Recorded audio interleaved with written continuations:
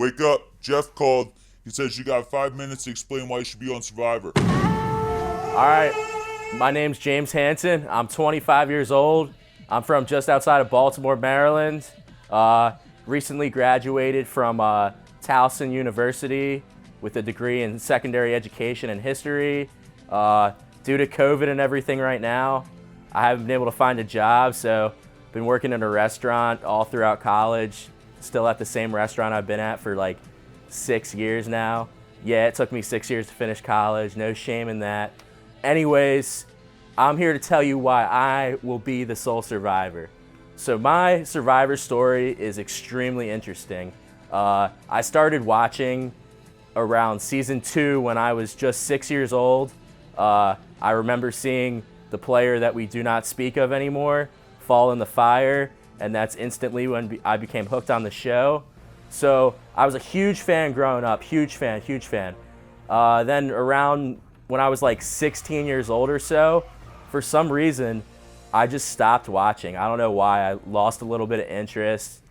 Don't really understand why, but about a year and a half ago, I decided to start watching Survivor Heroes vs. Villains. I don't even know why. Was bored, just turned on an episode on Hulu, and little did I know that literally changed my life. I got back totally hooked on the show, watched all the seasons I missed, got so into it. As you can see, got my Survivor Island of the Idol shirt right here.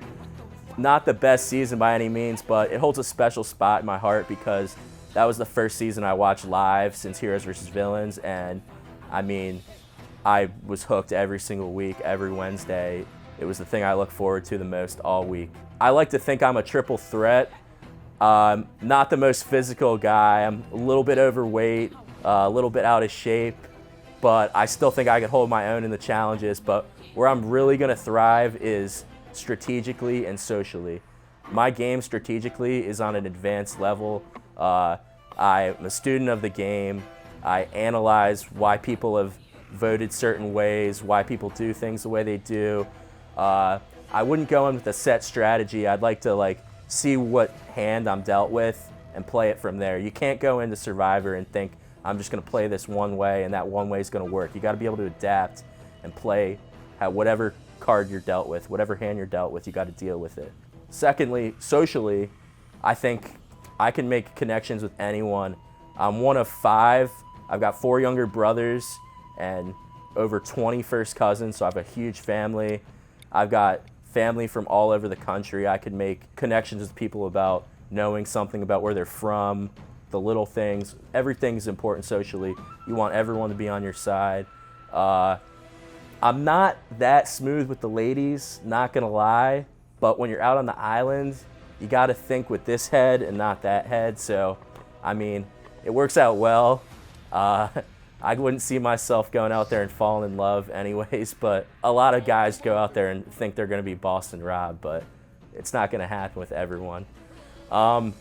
Actually, the last month or two, I've been working a lot, but in my downtime, I discovered these Survivor games on Twitter, and that has prepared me like no other person would be prepared out there, no matter what. I played one game for 39 days, made it all the way to day 38, got taken out before the final immunity challenge because they knew if they took me to the end, I'm gonna win, and it'd be the same thing on the real show. I'm gonna be on another level strategically than any of these people. They have no idea what's coming for them.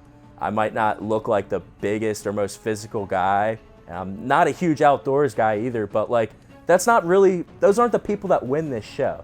The people that win this show are the people that strategically and socially know how to play the game. Anyone can go out there, not like sand, not like the ocean, not like bugs or anything.